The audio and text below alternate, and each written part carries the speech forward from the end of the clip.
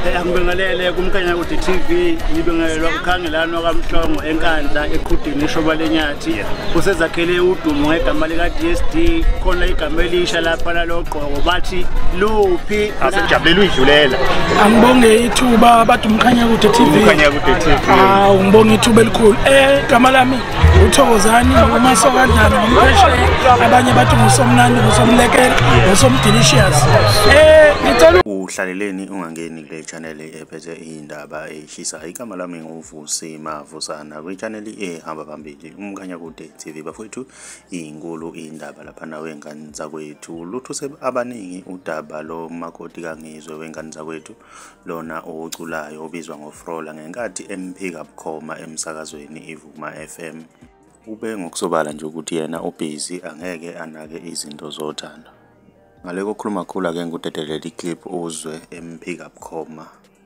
uthando. You are dating Nkosikazi, actually married to Nkosikazi, is that true? I'm very married to my work. Beautiful answer. All the girls. How is love life though? Love life? I don't think I have one. What do you I'm always working. I'm always out of the country. Ngihlezi ngekho. Yazi ukuthi umuhlezi out of the country ngisho kuthiwa unayo love life igcina ngasa-exist because yes, you're so busy. Ngisho isikhathi sokukhuluma nalo muntu awusitholi yabo umuthana nomuntu uyavuka ekuseni umsende imessage good morning mina by the time umuntu engisendele imessage suke sengenza i-interview suke sengishuta so igcina ngasa-exist and ikuhlungileyo but you know it's life. Isho njalo lentokazi wengane zakwethu ngiyafisa ukuzwa uvo lakho ukuthi wena ngabe kuthini okwakuphawula.